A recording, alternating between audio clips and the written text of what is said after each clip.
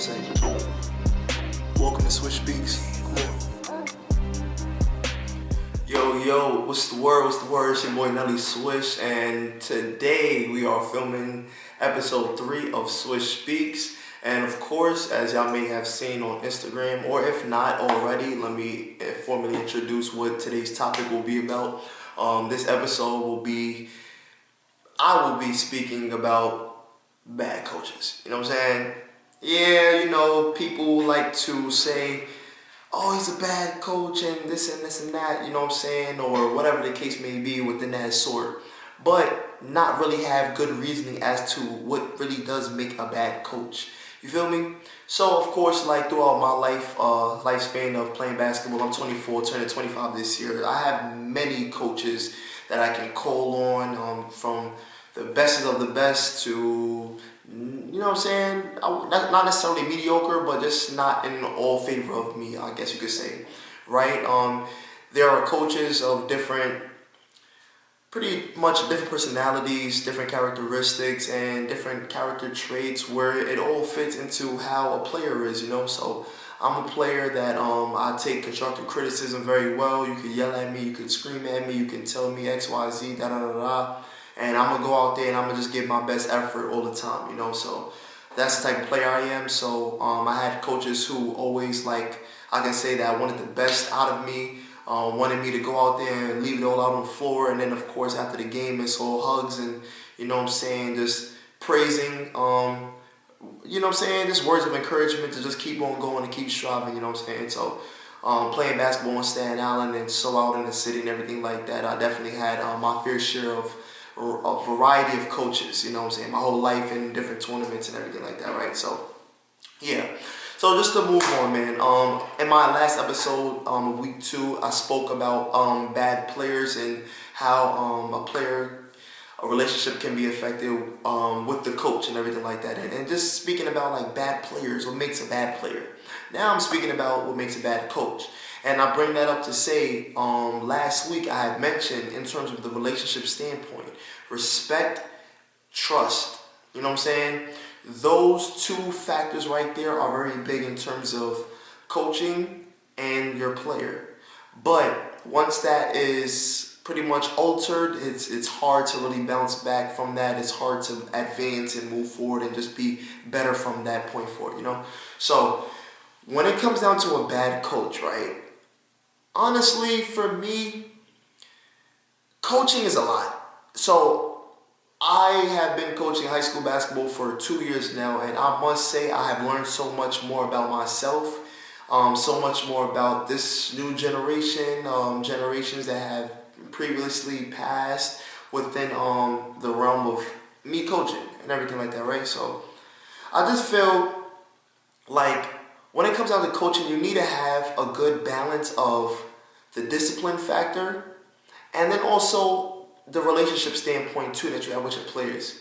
If you're a coach that just, you want to win games and everything like that, but you don't really want to build any type of real relationship with your players, I feel like you really do fall within that category of a bad coach. You need to formally make sure that you are developing real relationships with your players, making sure you know that you're there. You want your players to know that you're there for them, regardless of this basketball or whatever sport it is that you're playing.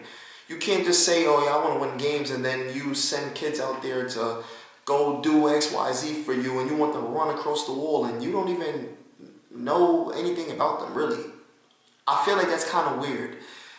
Being a coach isn't just about drawing up plays and sending people out and saying, okay, y'all go run this play and we're going to win this game and da-da-da-da. It goes beyond that. Coaching is a way of life. You have to not only be a coach on the court or field, you have to be a coach in school, be a coach in life, be a coach in mentoring, everything.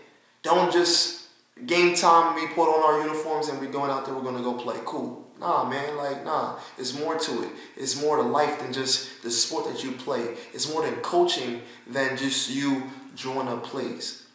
And I say that to say this. When you build those relationships with your players as a coach, it changes the trajectory of everything. It's no longer just go out there and play. It's more so like, yo, I'm going to run through the wall for you, and you going to run through the wall for me. I got your back, you got my back. And that's the way it's supposed to be. You know what I'm saying? As a coach, especially for somebody who's younger and can relate more with the younger generation versus much more older coaches, I really do relate with the struggles of bad coaching that these current players can say that they have experienced or feel like they are going through. And that's something where I feel like I really can gel with them a lot more because I'm a player's coach, man. I understand you in a game, you get into the flow of things, you probably made like 3 shots. You want to go for a fourth one, you want to go for a heat check. Some coaches may see that and be like, nah, all right, man, like, you doing too much, run the play, like, nah, bro. I'm the type of person where it's like, I'm going to go out there, you know what I'm saying, and I want to have my players back, and I want them to be able to do what they want to do, you know what I'm saying? So, therefore, my fault, bro. All right, my bad, y'all, my bad. Had to clip that real quick. But, as I was saying, like, I want my players to really be having that experience where they're capable of just going out there and doing what they got to do. You know what I'm saying? Go out there, hoop, have fun, play a game, play together, play as a team. Coaches, and in terms of bad coaches, right? You need to be capable of understanding and learning and knowing your pieces. If you have somebody who is a rebounder, a dominant rebounder at that, but you got somebody who can't even play no defense or anything like that, why not put that person in the game when you know that we're lacking in rebounding, right? You know that somebody's capable of, they're capable of scoring, and you have them sitting on the bench and we need some points on the board at this moment. Why not play them? It's just a range of things in terms of like knowing and understanding your pieces. The way I look at basketball, it's like kind of like chess. I view life like chess. Understand and know how to maneuver your pieces, strategize, and maneuver with the pieces that you have in front of you.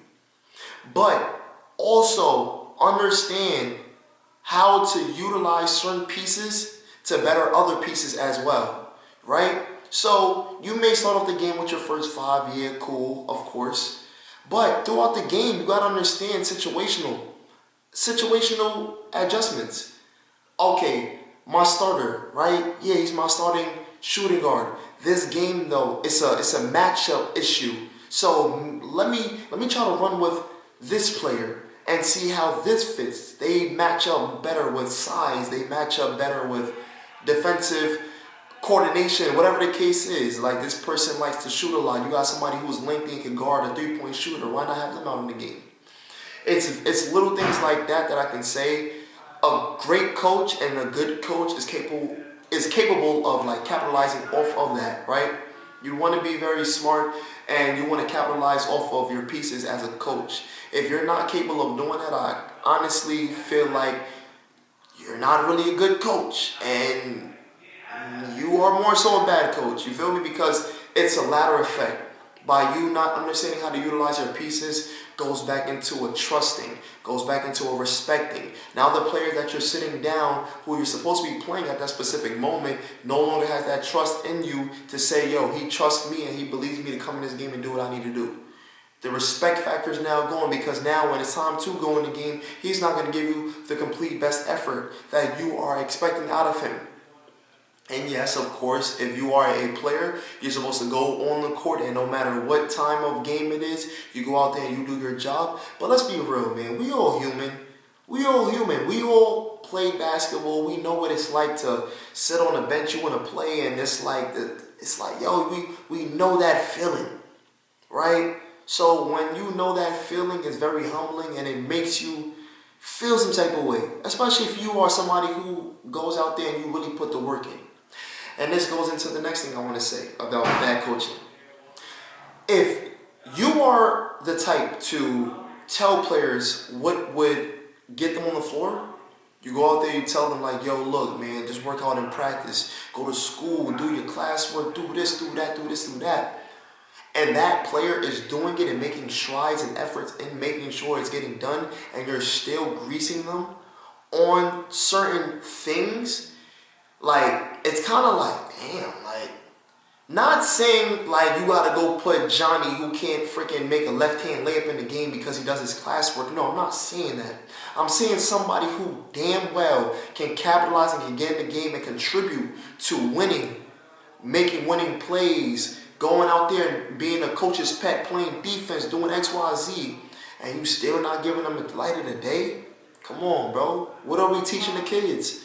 We're teaching them go to school on time. We're teaching them be responsible. We're teaching them to go out there and play ass off, work hard, do this, go to practice every day, come on time.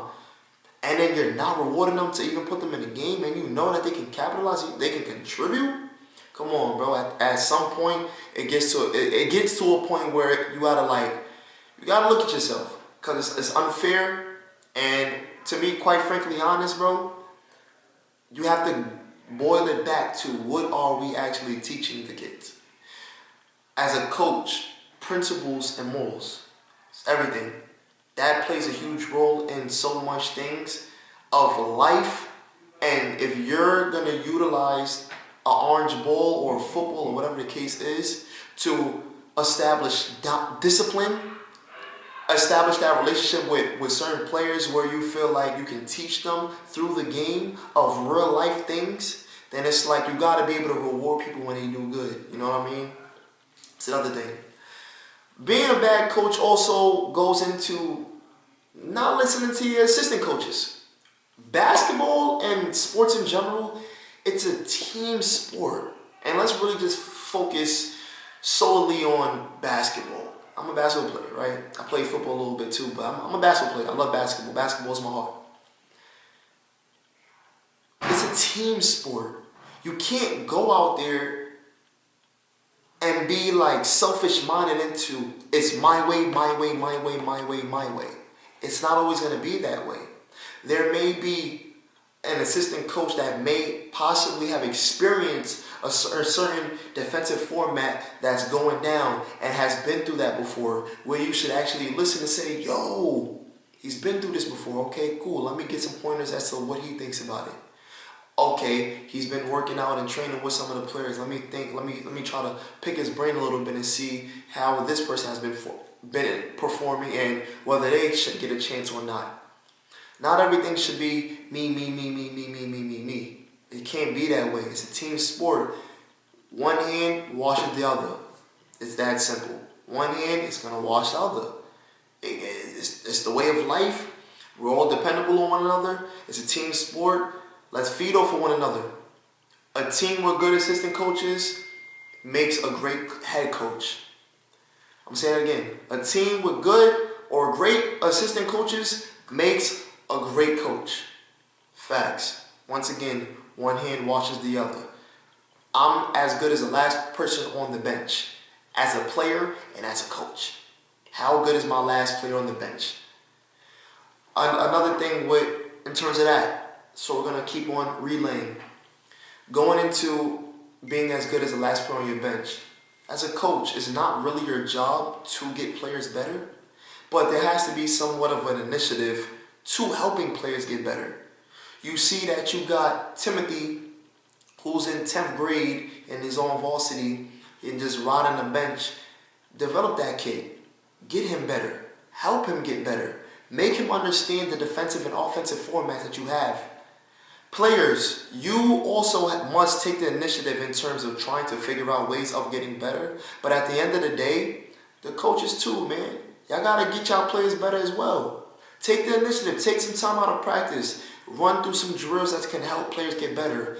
Teach them how to run the pick and roll, DHO handles. Like, help people. Help them. These are kids that we're talking about. They need development.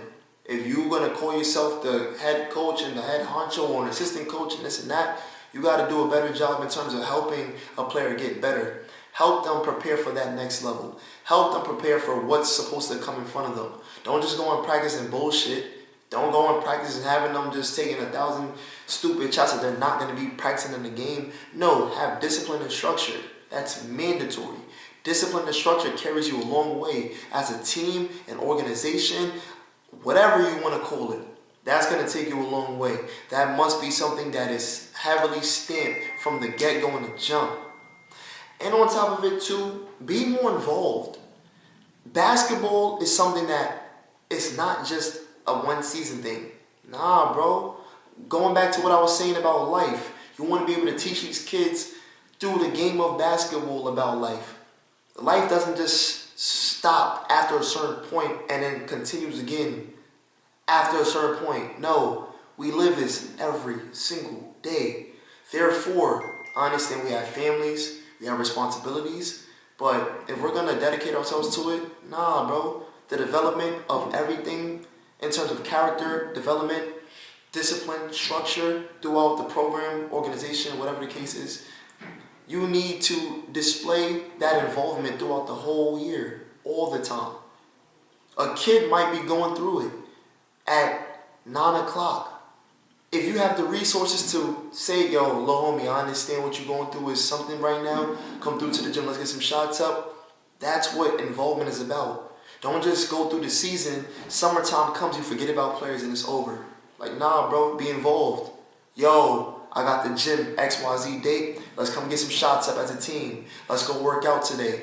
Let's go do this. Let's hit the track. Let's go work, let's go put in some work. That's what I feel like being a great coach is.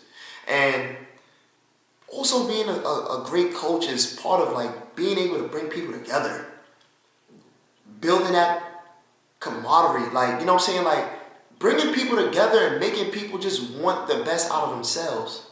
Shout out to Coach Lee. Coach Lee and Coach Has, like my JV year of high school basketball, we went to the championship game, you know? And I feel like throughout that whole season, they did a really, really good job in terms of like building the team chemistry and gelling guys together, making guys want more for themselves. Granted, we were very young. Excuse me, I'm sorry. But once again, granted, we were very, very young. So, of course, we thought we were all going to the NBA. We all wanted to be on the floor. We all worked our asses off. But they did a good job in terms of maintaining that hunger and getting that hunger and that drive out of us every single practice, every game, everywhere we go, even in class, in school, we wanted to be the best. And if you are a coach and you aim to be a great coach, you got to be that guy that wants and also demands that greatness out of your players. If you're capable of doing that, man, you by far got it. A bad coach really isn't going to care about that stuff, man. A bad coach going to do what he do and leave, and that's going to be it. That's going to be that. And it's going to show on the freaking record. At the end of the day, how good is your record now? Team sucks. How's the discipline of the team? It sucks. How's the attitude of the players? It sucks. Are players not taking practice serious? What's the structure like? What's the development process like? Have guys gotten better from the start of the season to now? Are guys' grades good to this point? You know what I'm saying? It's a lot that goes into being a great coach. And honestly, it's easier being a bad coach than it is a great coach. Being a bad coach, you just gotta show up. Really, show up and go through the motions. You tell your players not to go through the motions, but you go through the motions as a coach. That makes you a bad coach. You know what I'm saying? And on top of it too, to sum this up, because I don't really want to make this too long, be positive, bro. Like, throughout my years, of course, playing basketball, I do want to say this. I've had my fair share of tough coaches. I had my fair share of really good coaches and great coaches, right? The even playing field to everything is simply just to be positive, bro. You can make or break a player through your emotions and how you're just like, really just your way you're addressing certain things to them. I have very tough skin. I truly do. I'm African, bro. I used to get, you know what I'm saying? Like, yo, I got tough skin, bro. Trust me. You could yell at me. You could scream. You could do all that. You know, just don't disrespect me. You don't want to do that. Don't disrespect me. Granted. But at the end of the day, it's like, yo, uplift your players, bro. Yo, I understand you had a bad game, man. Yo, we're going to bounce back. Let's do this. Yo, come on, y'all. Y'all better than this. Like, uplift them. Don't bring them down. Like, man, you suck. Man, you trash. Man, you... How you expect a kid at that? We're talking about high school, middle school. You know what I'm saying? Like, man, come on, bro. Granted, once again, the crowd will do that. Other people will do that. But if you building up that chemistry and you want to develop that camaraderie amongst you and your players and your team, bro. Uplift your players, uplift the coaching staff, uplift the assistant coaches, uplift the organization, the program, the team, uplift everybody, man, through thick and thin. It's not gonna be rainbow and sunshines all the time, but when you go through that rain, how you gonna come back after you to go through that storm? You know what I'm saying? Stay positive, man. Stay positive. Uplift your players. Uplift everybody around you. It's not gonna be cool all the time. It's not. It's gonna be some tough days. It will be. But keep your head above water and keep everybody going. Keep everybody moving forward and understand the bigger picture. Because it's bigger than just basketball. Like, this is life. We're teaching things through coaching. We're teaching things through the game. We're teaching real life scenarios, real life dealings. And honestly, that's all I can really say about what makes a great coach and a bad coach. There's a lot more that goes into it, a lot more in-depth details. But for the most part, I just wanted to share a couple of things that I personally feel like separates the two. This is Swish Athletics.